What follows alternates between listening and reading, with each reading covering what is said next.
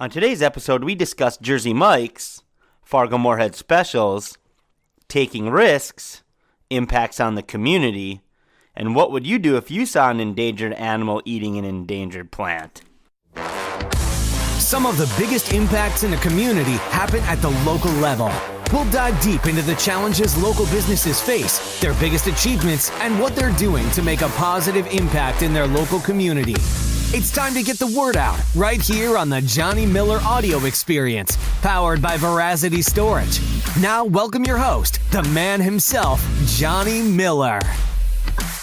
Welcome, ladies and gents. This is Johnny Miller, and you're listening to the Johnny Miller Audio Experience, powered by Veracity Storage, Episode 8. Our guest today is a graduate of North Dakota State University and has spent the last 10 years in Brookings, South Dakota. While there, he opened a handful of Qdoba Mexican Eats where he's still somewhat involved today. He said he was running out of places to open up stores and thought the rapid expansion of West Fargo might provide opportunity to try something new. After not getting back to Fargo much following his graduation from college, he said coming back to Fargo was a no-brainer. Our guest today, the owner of Jersey Mike's in Fargo and West Fargo, my friend AJ Hofer. AJ, my man, welcome. How you doing? Dude, I am so excited to have you as a guest. Yeah, I'm glad we got to make it work. I've given, I think, every guest a couple of your coupons away because Really? you gave me just a stack load, so it's really exciting to get people over there and have you on the show. That's what you're supposed to be doing. I mean, Cool. I hope you use a few for yourself. I got a couple, yeah, I'll use a couple. So if you listen to a couple podcasts that we have, we start every podcast with a segment called the Drink of the Day. Sure. So what I do is I have a nice grab bag of drinks today. I have everything from Busch Light, water, sparkling water, energy drinks, Diet Coke. I think I even have some Mountain Dew in there. I have a little bit of alcohol in the back. It is after 2 o'clock. It's almost 2:30 now. We could do Morgan Diet. We could do some vodkas. You pick a drink. I'll make it or crack it, and we share a drink and kind of start off the podcast that way. Yeah, I'm thinking Busch Light kind of guy. Busch Light, Yeah. yes. I've had a couple in Why a row. not? So what I'll do is I'll grab the Busch Lights, crack those, and then why don't you just give us a little bit of background about yourself, where you Sure. came from, how you got to Fargo, how you got into kind of the restaurant business. Sure. Well, I mean, obviously, like you stated, graduating from North Dakota State, 2008. I'm just like any college grad. You're trying to figure out what am I going to do in life, in this world. You get a business degree. You want to do something for yourself, hopefully eventually. But, I think my senior year there, I was doing an internship with like a third-party logistics company. All right. Locally in town here. And there was a position there, after I'd graduated, so you think, okay, maybe I'm going to get into this and, Right. see how it goes, see how much I like it. Maybe it's going to be a good career opportunity, but you don't really know. What'd you major in at NDSU? Business administration. And that was, you graduated in 2008? Yep. Cool. So, just getting done with that, my dad actually was a Qdoba franchisee. He had purchased a store out in Rapid City, South Dakota with the idea to build one in Aberdeen, where I'm originally from. Sure. Had that opened that Aberdeen store in 2000. What would that have been? Or early 2008. I graduated towards the end of 2008. Signed a development agreement with Qdoba, much like we've done with Jersey Mike's now too. But opened that up 2008, and actually had signed up to open a Brookings, South Dakota store. Scheduled to open at the April. I think we opened April 7th of 2009 in Brookings. With me kind of just fresh out of college. So you finished out of college and kind of dove right into that. Yeah, exactly. And he was like, I need someone to come in and manage the store. It's like, well, I've waited tables, trying to get some extra, beer money while I'm in college, but I don't really know the first thing about managing a restaurant. But, they put you through like a 4-week training program out in Denver, Colorado. That sounded pretty cool to me, go out, I guess, not live, but be in Denver for a month and, kind of learn the ropes, and then I guess just fly by the seat of your pants and hope Right. everything works out. And, once I got through that training and we got into, got that store open in Brookings, I started finding out that I actually kind of liked it. It's, Nice. It created some flexibility. You got to interact with people all the time. Anyone in the food service business, you got to want to interact with people. Otherwise, Sure. it's going to be tough for you. But, GM that store from 2009 to, 2009, 10, 11, 12. Yeah. And then we opened up the second location in the meantime out in Rapid City, and then we're getting ready to open up Watertown. At that point, I kind of assumed more of a regional manager type role, traveling back and forth, getting a management team in place in the locations and just kind of overseeing the operation there. So I did that for, a few years. Eventually had the opportunity to buy into some ownership of those locations. But, like you kind of alluded to, South Dakota, similar to North Dakota, I think there's probably more opportunities to build in some of the communities in North Dakota than there is in South Dakota. I mean, once you get past the Aberdeen, Brookings, your Watertowns, your Rapid City, Sioux Falls, are you going to try a Pierre? Are you going to try a Huron? Are you going to try, towns that have 10, 11, 12,000 people in it? Right. You got to spend the same amount of money to open up a location. Don't you want to open up one that's, you're going to potentially do a higher more sales potential volume? people to eat, right? So started poking around a little bit, just trying to figure out a brand that, the opportunity was there, maybe in the North to South Dakota area. And, I read a lot of the, there's a Franchise Times magazine that always ranks, the top 100 franchises in the country. And it's it was hard to, ignore the noise that Jersey Mike's was continuing to make. I mean, it's a company that's been around since 1956 was when the original location opened out in Point Pleasant. But, they had recently just started building stores left and right. You could see that their average unit volume was increasing consistently.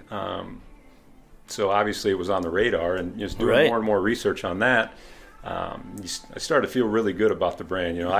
I ate there for the first time at a Jersey Mike's before.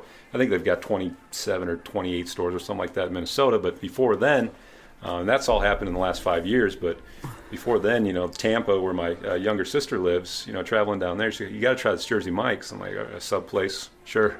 Let's go check it out. All, right? You go in there, and I loved how they had the meat slicer. I loved how they had the flat top grill behind there. And they're cutting the meats and they're slicing the meats and cheeses fresh to order.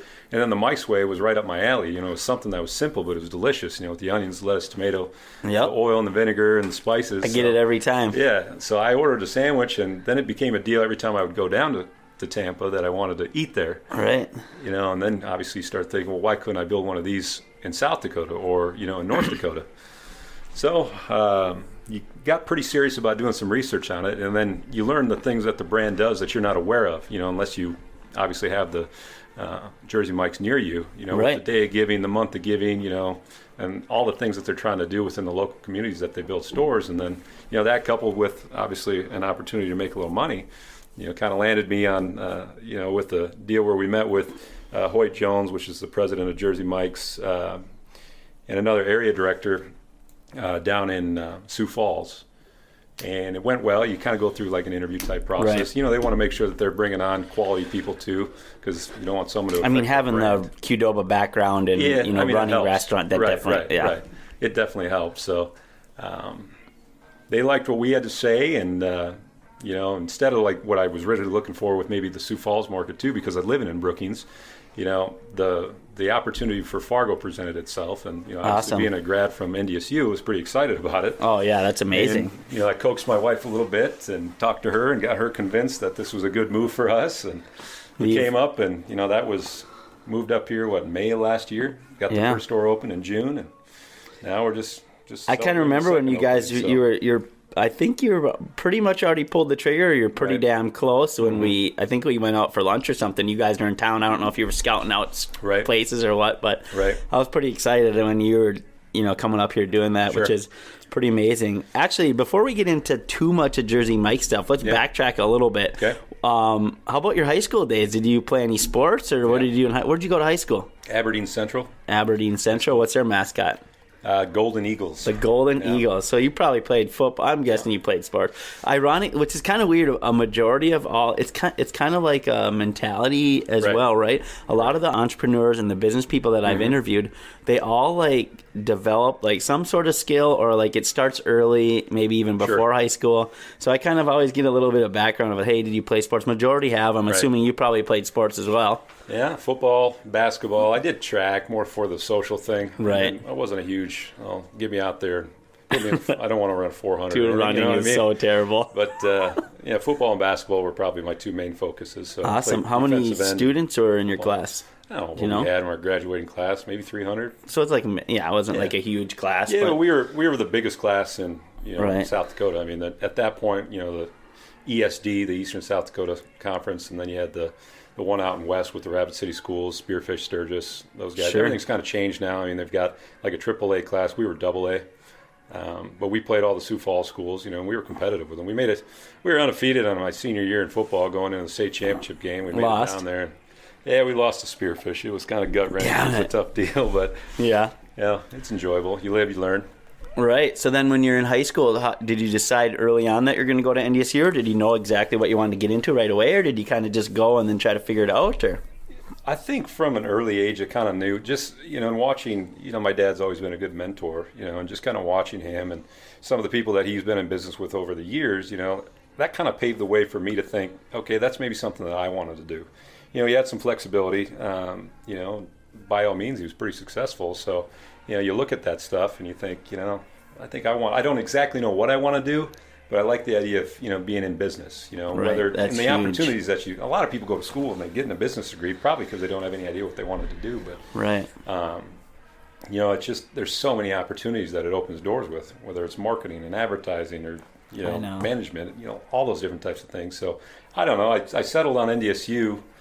It was kind of funny. I had a buddy of mine that's like, hey, you should come up and look at North Dakota State University. I'm like, why would I want to go to school in Fargo? I live here. I'm thinking college. Like a lot of the young people are thinking, hey, I'm going to go to someplace warm, someplace where, right. Big school. And then you start looking at the cost of all that kind of stuff, and that changes your mind real quick. But yeah. And shit, back in 2004 when you probably went, school's a little more affordable then too than it is now. But no, I came up and did, the tour of the school, and I liked it. I liked the town of Fargo. It was big enough, and it was like a state away, so you kind of felt like you were going somewhere. Yet I'm only 2.5 hours from home. Right. I like to hunt and fish quite a bit too, and we've got a little farm west of Aberdeen, so being able to get back there on weekends was important to me. And at that time, we were doing a pheasant hunting operation, commercial pheasant hunting. Oh, really? So, yeah, they welcomed the help when I'd come back on weekends. That's amazing. Some of our big groups. So where was that at in Aberdeen? Southwest of Aberdeen. Oh, what is it? About 20-some miles. We'd go to a place during the holidays, during Christmas, in Gregory, South Dakota. It's called Stuckel's. I think that's how you pronounce it. Yeah, Gregory's quite a bit further south. Yeah, we drive down there from here, and then it's like me, my wife, all her relatives, and they, go hunting and do all that. We stay there for like 4 or 5 days, and this man, what an operation. It's so cool. And then they have dogs they provide and tour guys. It's amazing. We didn't do the full service lodging. I mean, we had a lodge down there, but it was more of a meeting place before and after the hunt. We feed them lunch. We had dog facilities, and we used to rent. We had our own dogs, but then we'd rent a few dogs, actually some Springer Spaniels from a kennel over by Brainerd, Minnesota. But right. It was a pretty big operation, though. I mean, it's a lot of work, especially you have a limited amount of time, with weather and season opening the third weekend in October. So it was fun. I want to say we kind of stopped doing that. I don't know, 2009, 2010, it's a lot of work. Something like that. It is a lot of work, especially when it's for my dad and his partner, it was like their second deal. They had full-time jobs on top of that, so. You don't got to tell me, man, I'm doing freaking the storage thing. I'm doing getting a podcast. I have a 8-month-old. I'm just guy. And then golf season hasn't even started yet. I actually hit a shitload of golf balls this winter, and I actually just got back from Arizona last week. Oh, is that played you go down so there on a freaking golf trip? Well, it's like a golf kind of so we got a VRBO with Katie's uncle and cousin, and they have a kid too. So the kids and the girls did the pool thing, and we went down and the guys golf. We golfed 36 one day, 18 another day, and it was so black. We were in Surprise, Arizona. Okay. No wind. We're talking 4 mile an hour wind, which is around here is no wind. Right. It was 82 degrees every day, and there was not a single bug. I'm just why do I live in Fargo? Yeah, and the place we stayed at, it was a VRBO. They bought their place in the recession for $140,000. It's worth $300 now. And they probably got that 10 years ago during the downturn. Right. I was like, dang it, why couldn't we could have fallen into something like that? Right. I mean, God, I'm just I gotta get in a position where either I have a place like that in a couple nice warm areas, and then just rent it out when I'm not there. It's that's kind right of up your alley, man. Right. Another thing to your plate. I think that's. But the golf was it was unbelievable. The best I've ever played in this early in the year. It was just a blast. But anyway, you get me on rants with golf and vacation stuff. So before we roll into Jersey Mike stuff, actually, you give us so much stuff. I actually got something for you. Hey, how about So we got that? these Veracity tumblers. That's what I'm talking Not about. quite a Yeti, but it does pretty damn good. Well, thank you. Yeah, absolutely, dude. very Thank you much. for like giving back to the community and you know, all the absolutely. coupons. And Veracity obviously is the podcast sponsor, so graciously they let me do this, you know, during their time. So Right. it definitely helps out. That's It's kind of nice. helped cross promotional kind of thing, and Right.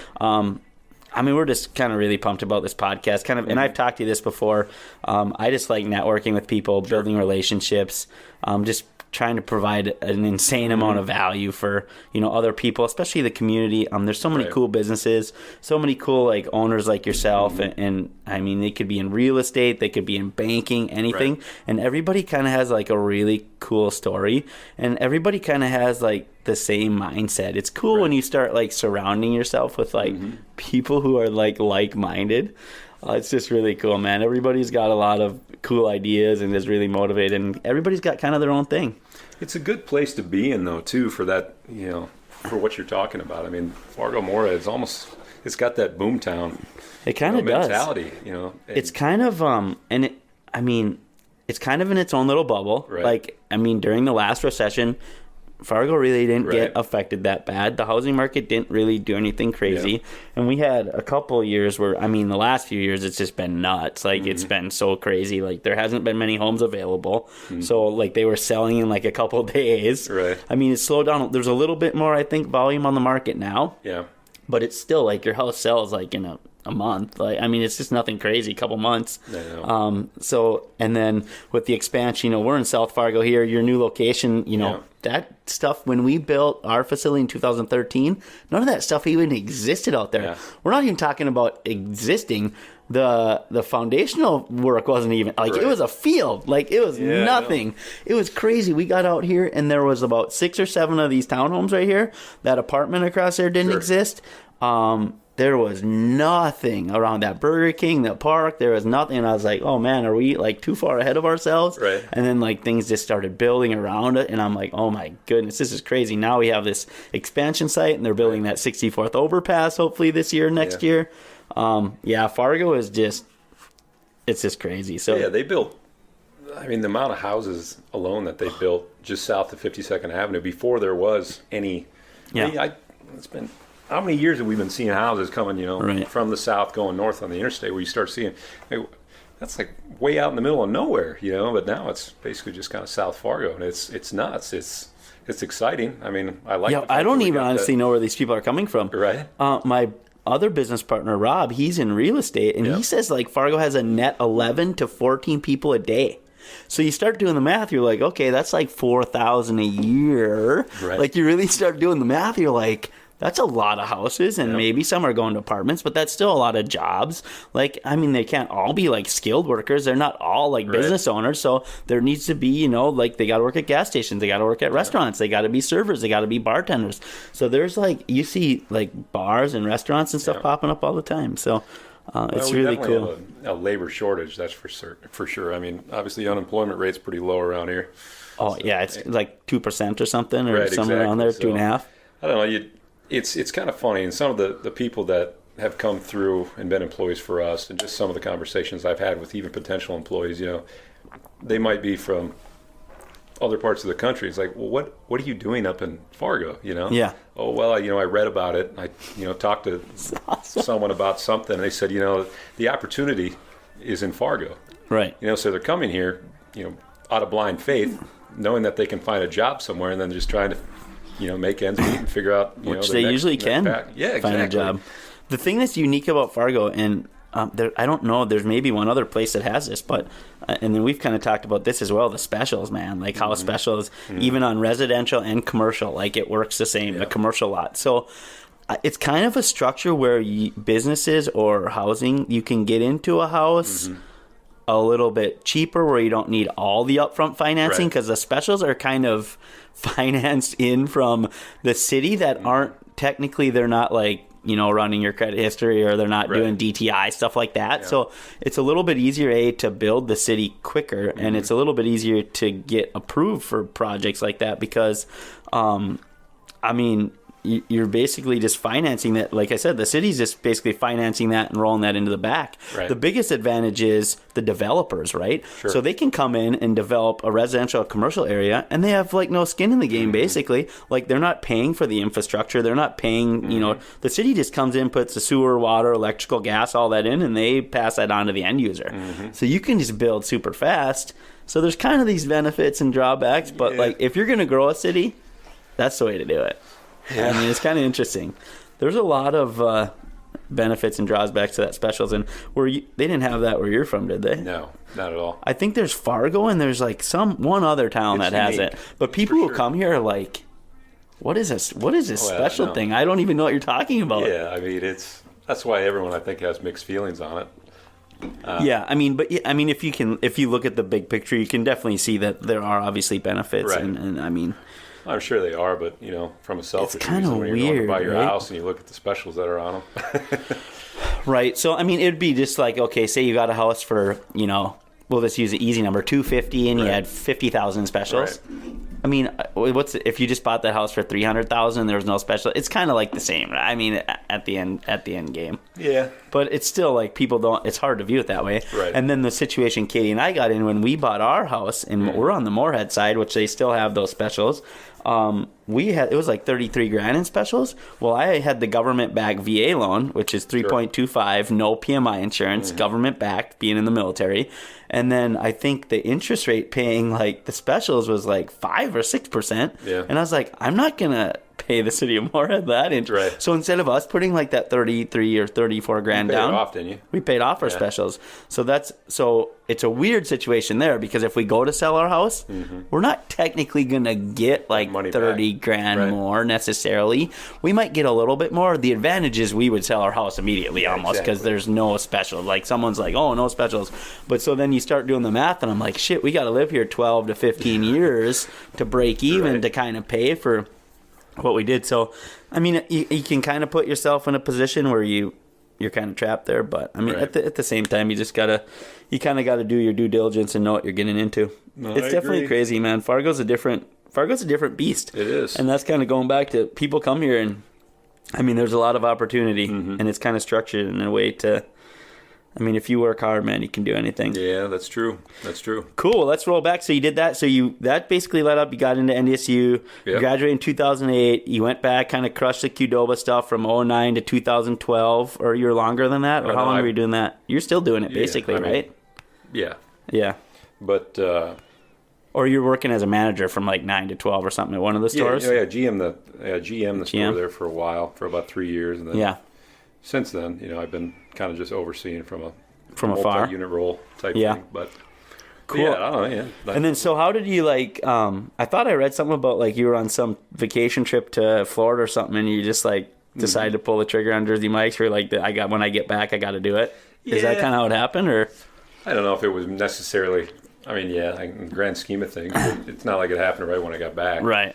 I mean, there's a lot of work a leading up lot, to it. a lot of things that go on behind the scenes just to get the ball rolling, and I mean, it was a major move for myself too. And Jersey Mike's, for myself and my family, but Jersey Mike's, they have pretty stringent training requirements too. So it's not like I just found a spot up here and decided to move up and we'll open the store. I mean, I spent basically 2.5 months in Davenport, Iowa, at a training store down there, That's away from amazing. my family, which was kind of tough. But I bet. the end game was obviously what was at the front of mind and what was in sight. So, by the time you get through that, and then you're at the same time when you're trying to go through training, you're trying to find locations and negotiate leases and figure out where you're actually going to go, and that's hard to do from afar. I bet. So the first store was definitely the more challenging. Once you're up here, it's a little bit different, a little bit easier too. So. Right. Well, that's what I mean. I think when we first met, we hit it off, and I think what's so intriguing to me of what I love about you is just like you execute, right? So like, I talk to almost every one of my guests about this, that, you know, people can come up with ideas, they can talk about they're going to do this, but like 99.5% of people don't do it. They don't execute, which is cool because we were talking about, I mean, and I'm not sure how far you were in the process, but you're talking about doing it, and I know you weren't 100%, and then, I mean, you executed. You went to all the training, you did all the stuff, you acquired the locations, and then you're talking, hey, we're going to maybe do this place on 52nd, and you execute. Like, oh man, people who are like doers are like, those are the people you want to surround yourself with, right? I talked to a friend about, there's like 3 type of people, right? There's people that talk about people, there's people that talk about events, and there's people that talk about ideas. You want to surround yourself with the people who talk about ideas. Like, I mean, you hear gossip, go out to the bar one time, go to a restaurant, listen to people. Like, the majority of people are just gossiping about other people and about, oh, she bought this purse, or these, look at her shoes. And then you have some people that are maybe talking about current events, but if you can ever find the group of people, and there's not a ton of them, that talk about ideas, those are the people that you want to surround yourself with, dude. And that's what, I mean, I'm trying to do with this show, and this show is kind of, it's in a cool way I talked about it, it's kind of selfish. Like, I love getting guests like you and everybody and just learning and absorbing, and oh man, it's just so cool.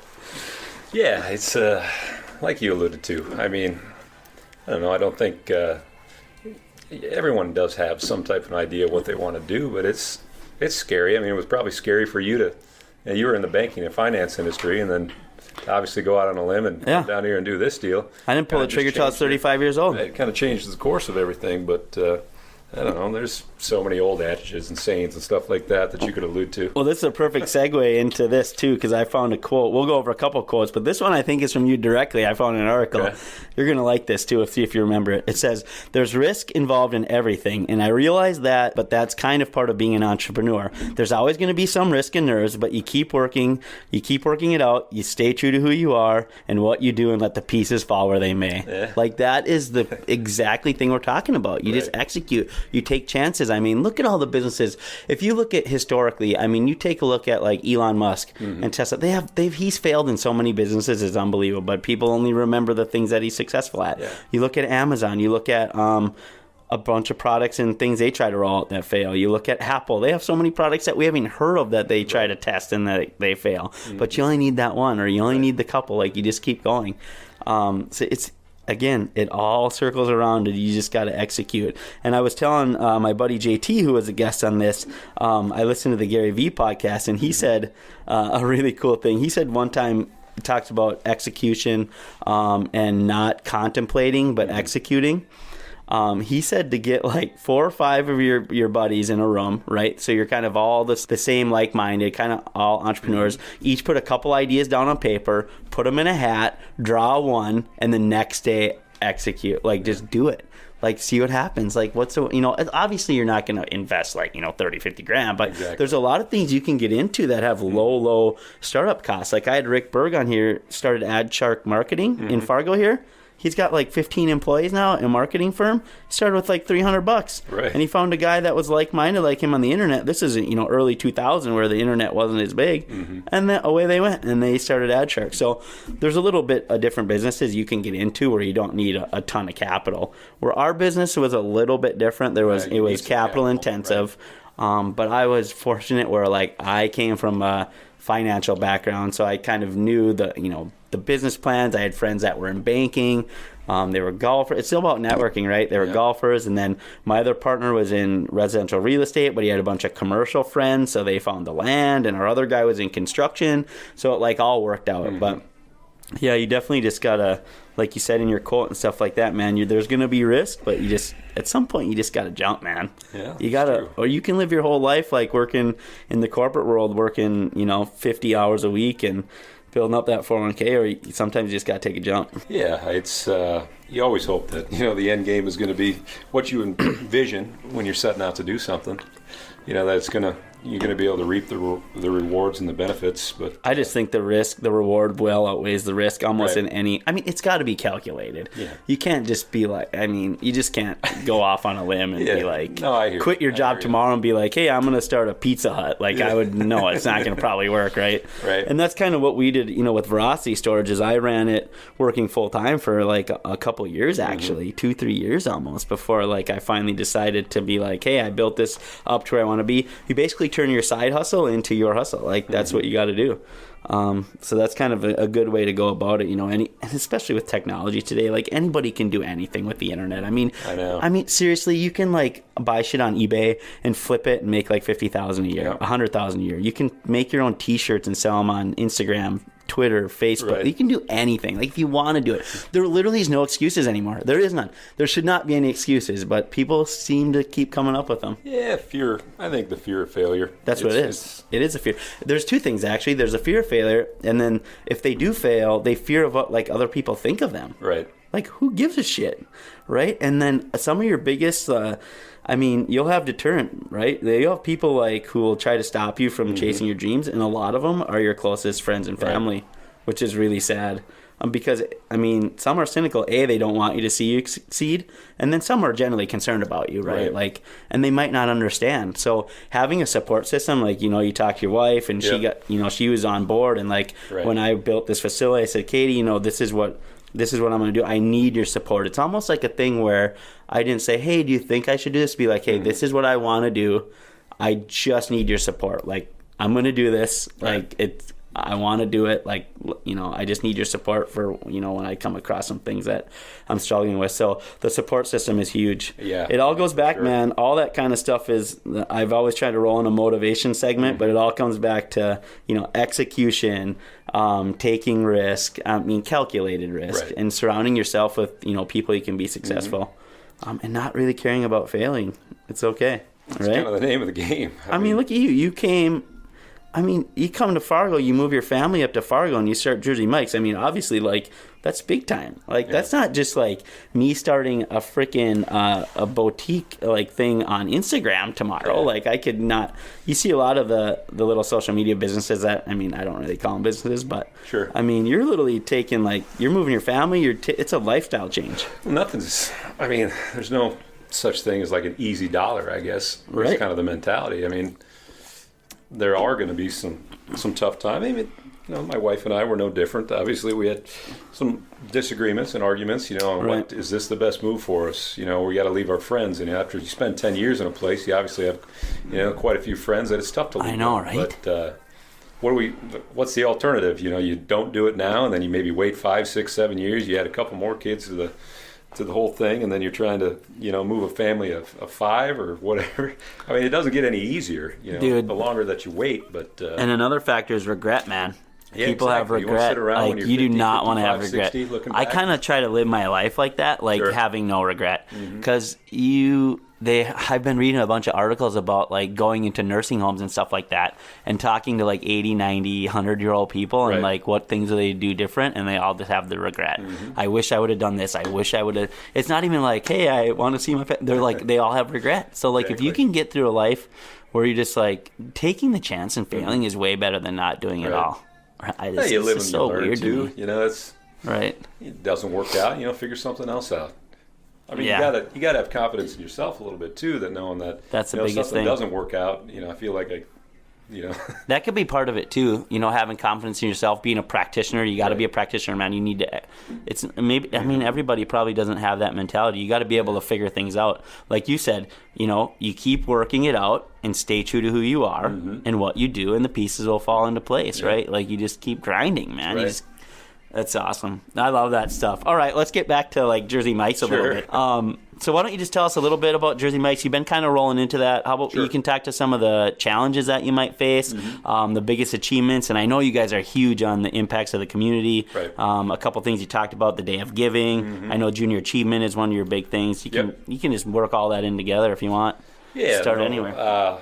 Restaurant industry.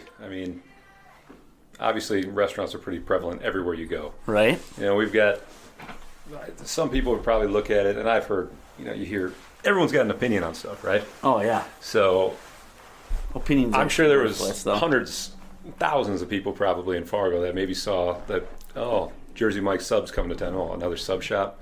Do we need another sub shop? Do you need another pizza place? Do you need another this, another that? But it's the challenges that you face, obviously, from a brand awareness standpoint, are there. We came into a new market. We maybe have a little bit of brand awareness because of people traveling to the cities, right, and having some stores over there. But there was a lot of people that I came in contact with that had no idea who we were. Even they must not be sports fans, because we've had Jersey Mike subs commercials on, NFL football games, March Madness last couple of years. So, before we even came in, I was thinking that we were kind of planting the seed a little bit with that. People seeing the brand, maybe associating the brand with us, maybe trying it if they travel a little bit. But, by and large, there wasn't a whole lot of brand awareness for us to deal with. So, being the first store in a new market, that's always a challenge. But if you feel good about the product that you provide, relevancy, staying relevant, obviously in the restaurant industry, because there's so much competition, there's so many new places constantly popping up. New brands, new people, entrepreneurs, like-minded people that are trying to open up this or open up that. Right. You have to, somewhat stay relevant. And that goes back to staying, really, really believing in the product that you're selling. Dude, it's like, if you're passionate about what you're doing, like it makes things a lot easier. And then people, I just had lunch with another guy about this too. People have really good bullshit indicators. Right. Like they know, like when you're not passionate about something or when you're just trying to sell, versus when you really care. Right. And if you really care, the market decides. Like market's going to decide if people listen to this podcast, if they come to my storage facility, if they're going to come to Jersey Mike's. Like people they're not dumb. They know what's going on. So when you're passionate about it, that's like a big deal. It is. It's huge. And I don't think, it's not like I just looked at one brand, obviously, thinking about what I want to do, maybe at that crossroads and, continue on doing the Qdoba thing for a while, or try to branch out and find something new where there's more opportunity to build more stores, And you look at different places, but I had to feel good about, Qdoba was another brand that I really, really enjoy. I think it's, that fast casual type thing, and I think the food's excellent. It's different. The opportunities there. Jersey Mike's is the same way. Like, I didn't just start it because, I think it's a good way to make some money. I started it because I truly did love the product, and I thought it was something that would, resonate with the entire town of Fargo, because they really hadn't had anything.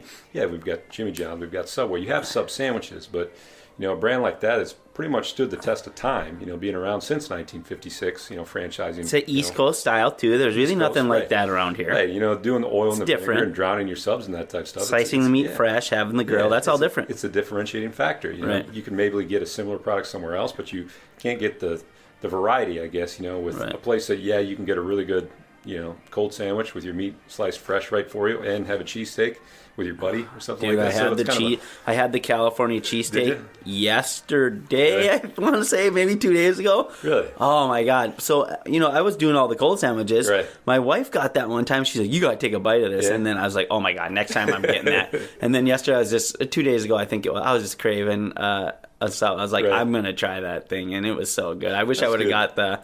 What do you guys have? The regular, and then what's the big one? The giant. Yeah. I should have got the giant. Yeah. Dang it. Giant's a big size sub, man. Dude, they're so good. Everyone's so accustomed to Subway and the foot long type thing, and we're a couple inches larger than that, obviously. Yeah, that thing is massive. Yeah, it's a good size. It's perfect, especially if you just want a couple days of lunch, you can easily just have half of it, put it in the fridge, and have the other half the next day. Well, your response is perfect to that deal, and. That's the type of thing that you want to feel good about when you're going to invest some money and time and effort in something. You want the product that you're providing to create that type of response that you obviously just gave me. Unsolicited. I didn't obviously ask you to do that. Yeah, right, dude. I don't know. I love Jersey Mike's. I've been there probably at 52nd. Right. I'm probably one of the top customers at that 52nd location. It's once or twice a week for sure. Well, maybe there's guys that go there every day, and then like you said, when you're passionate about something, you like it. Like I've been slinging these coupons like crazy. Right. Everybody that comes in here, everybody I've talked to said they like Jersey Mike's too. Yeah, that's good. It's I think some of the major brands out there that kind of create, I don't want to call it like a cult type following, but think about your Chick-fil-A's of the world. Chipotle a little bit before they had their, they're falling out. Yeah. But there's people that were so, they're such diehard fans of those brands that, I kind of feel like when I was looking into it that Jersey Mike's had some of that. Maybe we weren't quite to the Chick-fil-A and the, those levels, but the type of response that you get from people that are like Jersey Mike's, it gets you excited about it. It's like, okay, here I am with this, idea of opening these stores and when you can create a following like that, and I think we have too. I mean, this day and age, we have the luxury of, I mean, it's a blessing and a curse, obviously, with the social medias, with the Yelp and the Instagram and, Google and all that kind of stuff. Yep. So where people, I call it a blessing and a curse because it certainly can be. People, they'll let you know exactly what they're thinking and how they're feeling, Gone are the days where, can I speak to a manager type thing? I mean, but, and then they just go online and basically provide that, I guess. I mean, you're only going online for response. two reasons. A, it was really amazing, Right. extraordinary customer Right. service, or you're pissed and it sucked. exactly. It's not just like, yeah, it was all right. Yeah. Like, it's like, that's it. And if you're not in a position or you're not kind of structured to, like, handle the negativity, like, jump on top of it, Right. like, you can get crushed. Like, you see, like, you talked about some of these businesses who've had issues, and if you don't confront them right away, and regardless, like, obviously, like, it's probably what happened between the customer and what the business is saying. It's probably somewhere in the middle. Like, people who understand business, like, get it. It's never nearly as bad as the customer says, and it's never as easy as the business said. So it's somewhere, like, in between. But if you don't jump on top of it, man, it can catch up fast. It spirals in a hurry. I mean, you want to try to be able to, I mean, within a click of a button, obviously you can contact, pretty much anyone that puts something out there for you. But the response that we've gotten on, with Yelp and Google and all those other different avenues of where people go on to respond to how their visits were, I would say a large majority of them are very, very good. I mean, we're not for perfect. sure. We obviously have hiccups Right. here and there to where, we don't meet someone's expectations every single time. But Right. you read that more and more and more, and that it kind of reassures you that, okay, this is something that I originally thought was going to be able to, capture the attention of, the Fargo Moorhead area, and I think it has. And getting back to some of those challenges, like we talked about, obviously being a blessing and a curse with the social media these days, but relevancy and just, the landscape of the restaurant industry is constantly changing. Consumer tastes and preferences are always changing. Do you Makes have sense. a product that kind of stands the test of time? I'm not looking at this deal as like, oh, let's open a few stores and be open for 5-6 years and then on to the next thing. You want it to be something that's going to be sustainable for a long period of time. Right. And when you have a brand that's been around as long as Jersey Mike's has, obviously, They're doing something right. yeah, they're unknown in the Midwest area, but Right. everything starts on the East and the West Coast and kind of makes it Yeah. way. If it doesn't start at Atlanta, it starts on the Right, coast. right. So, just dealing with, the day-to-day challenges of some of that type stuff. And, you talk about legislation that's passed, that can have an effect on your business. Right. Weather up here. Obviously, we had a little bit of a tougher winter. That's stuff that's kind of out of your control that you have to deal with, Right. whether you like it or not. Right. So It all affects the bottom line. If you can't get to the Right. store for like Right. 3-4 days, that sucks. Exactly. We haven't had an issue like that over the course of this winter, but there have been days, even with that second store opened up January 30th when it was, however, I mean, that was in a state terrible of emergency. day that day Yeah, you opened up, right? It was. I mean, I think the mayor or someone, the city was telling you not to. They not shut to go everything out and down. about. Yeah, exactly. Yeah, we, God, it was crazy because everything shut down. Our daycare shut down. So I stayed at home with the little one because Katie still has to go to the Right. hospital. And we had a customer who was like, hey, I tried to reschedule my move-in, but one of the moving companies, I think it's one of them, like wasn't closed that day. Sure. And I came out here, I loaded the little kid in the car, got them a lock, and got them in their unit. And I was talking to the moving guys, and I was like, you guys are like literally the only business open. And he's like, yep, we're shutting down at noon. And I was like, this is crazy. I was like, damn, I can't even stop anywhere to eat for lunch. I got the little one in the car. Yeah, I know. It's dangerous. I mean, you can't even be outside. I don't know what they were saying, something like 15 seconds or something like that. Oh, it was And you crazy. can It was so but- cold that day. It was like I think the actual temperature was like minus 25 or something. Right. I It was mean, note to nuts. self, if you can avoid maybe opening up something in the latter part of January, but you don't know what You don't know. each January is Yeah, going to be different. It could have been freaking 35 and perfect. You wouldn't know. Right, exactly. Yeah, so you definitely got, there's definitely some good challenges there. How about, I know, impacts on the community. You guys are huge on that. I know you guys love, like, you have a bunch of things that you do to help out the community. Yeah, I mean, it's one of the things that we do when we open up a store. The first 5 days that we're open, we're doing a fundraiser. We go out and we hit the pavement and we go and we distribute anywhere from 7,000 to 9,000 free sub cards, just saying, hey, bring this card in. We always open on a Wednesday, so bring this card in Wednesday through Sunday.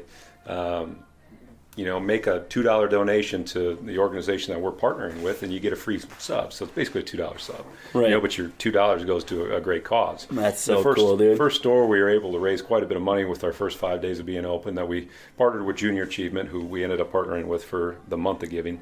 The second store, the Critical Needs Foundation for some of the local elementary schools around the store.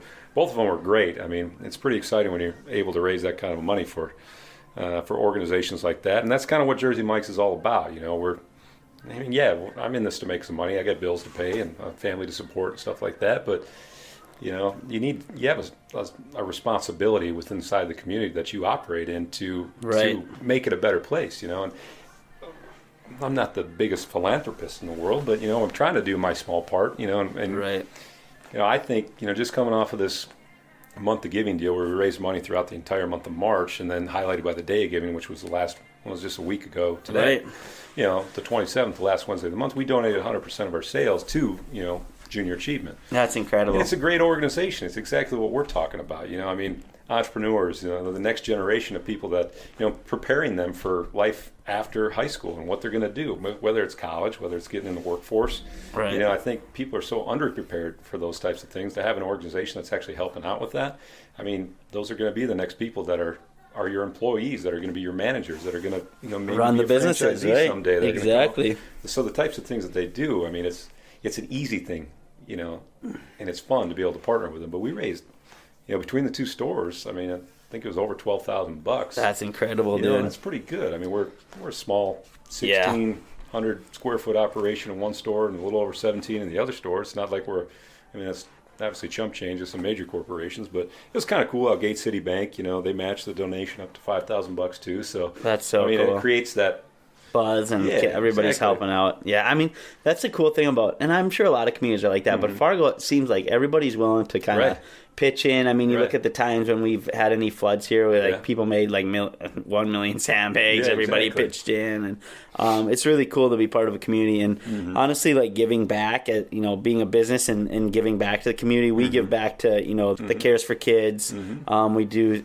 some stuff for the Lutheran Church, Ethiopia trips and stuff like that. Just giving back is just so enjoyable. I don't know, it's something about it. It really is enjoyable. You can certainly make a difference. You make that, a core value too of what you're all about. It definitely just helps with. Right. Our employees really get a kick out of it too. They're proud to work there because of some of the stuff that we do. When you have a challenging labor market where unemployment's really, really low, that's huge. Being able to hire staff and retain those employees to do a little something like that they feel good about.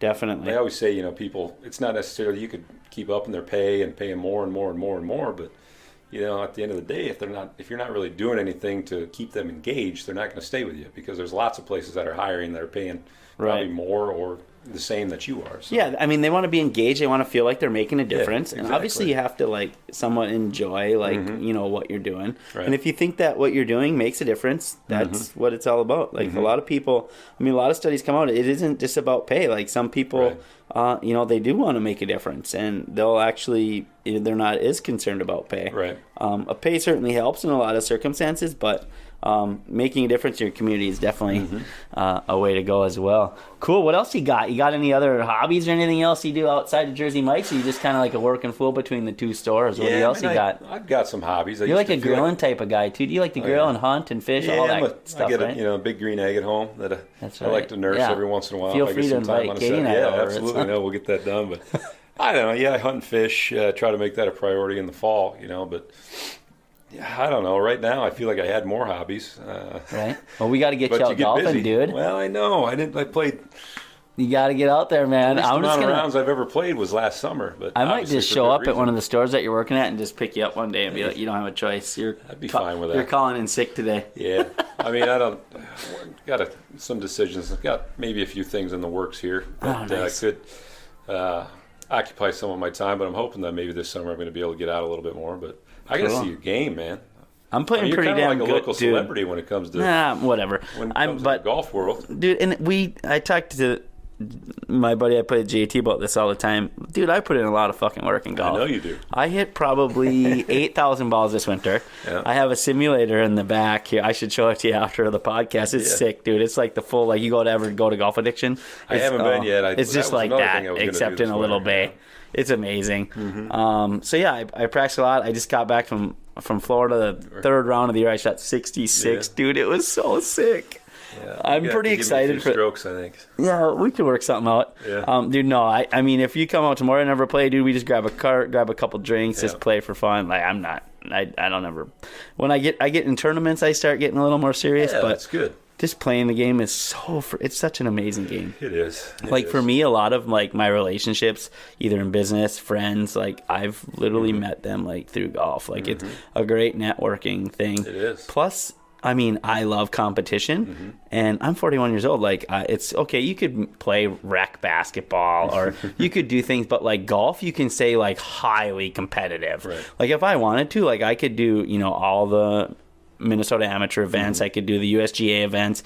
Currently I just play in like a handful of events with the kid in the summer and all this stuff. But like the Pine to Palm is huge for me. The local, we have the Blackridge Amateur. So those are like the two big ones that I play in. But like being competitive, and then especially in the Pine, like it's a glorified college tournament with like, it's a handful of like us older guys. So like just to play with, keep up with the college players, all the NDSU guys, and play with them and take them down every once in a while. It's kind of fun, dude. It's a game that you can play your whole entire life. I know. It's just so crazy. All right, buddy, we'll move on to the next segment. I got a thing called, and if you listen to the other episode, it's called the Super Unknown Question of the Day.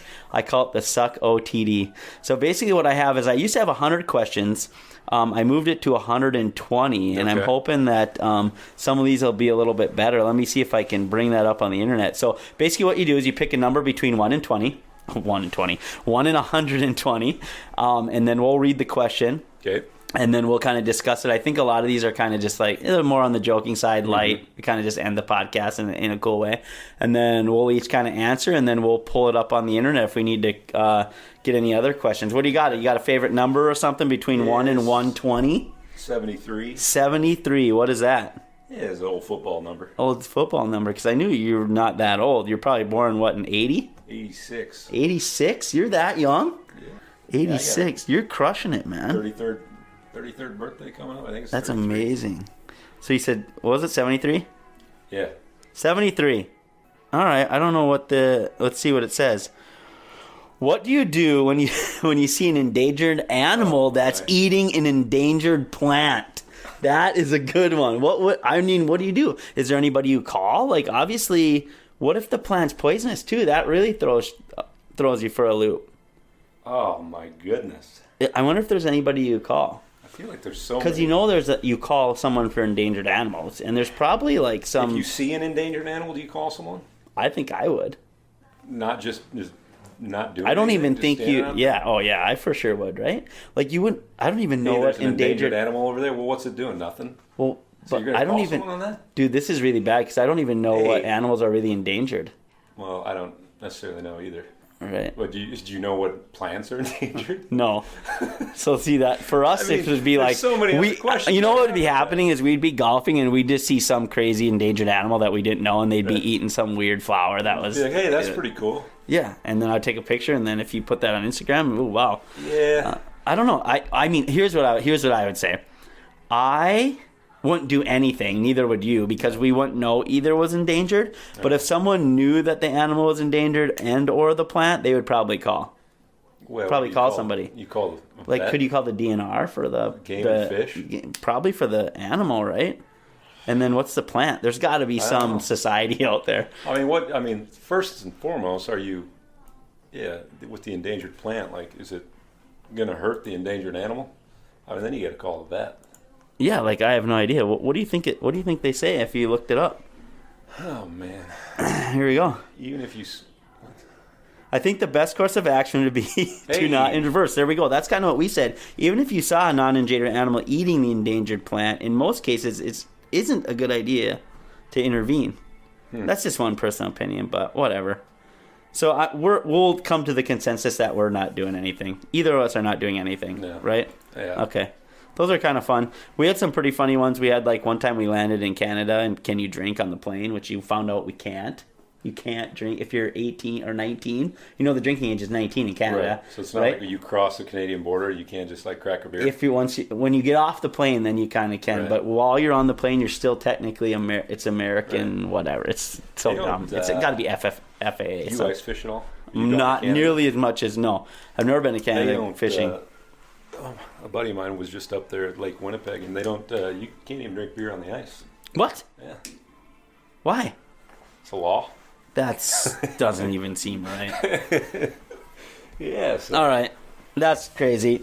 So, all right, AJ. So, if people are looking to come visit your stores or get a hold of you, you got any contact information that we can throw out there? We can either do the numbers of each store, or I got the addresses. So, you just spit out the info you want, and then I'll go from there. Well, yeah. I mean, obviously the store in South Fargo here over at Timber Creek. Depending on what you need, we're trying to kind of push our catering business a little more, so we've got some pretty good options. Sweet, get catering people. Yeah, absolutely. We do quite a few different things. So, South Fargo location, if that one closer to you, 701-929-6550. Perfect. And how about the West Fargo location? In West Fargo, if you're closer to the hospital over there on Veterans Boulevard, 701-561-0800. Perfect. Awesome. All right, everybody. The West Fargo location is 701-561-0800. And that's on Veterans and 24th Avenue East. And then if you're looking for the Fargo one, that's 701-929-6550. And that's 52nd Avenue and 36th Street, right on the corner of that bad boy, right behind it's Dairy Queen right there too, isn't there? Yeah. Queen. So yeah, seriously, people, go check out Jersey Mike's. I'm a little biased because I'm like a few blocks away, and it's definitely my favorite sub shop. So go check it out. All right, AJ, what else you got for me? Anything else before we end this bad boy? Not really, man. Just trying to figure out what's next. That's kind of everyone's question in life. Right. Well, I tell you what, you figure out what's next in your life, and then we'll get you back on it on another episode. How does that sound? That sounds like a plan. I appreciate it. I enjoyed it. All right, buddy. Thanks for coming on the show. I certainly appreciate it. All right, everybody. Thanks for listening. Till next time. Peace. We appreciate you joining us for this episode of the Johnny Miller Audio Experience. You can support the show by supporting your local businesses, especially today's guest. Be sure to follow us on Twitter, Facebook, and Instagram at Johnny_audio and recommend us to a friend. If they own a local business, even better. We look forward to helping your business get the word out right here on the Johnny Miller Audio Experience.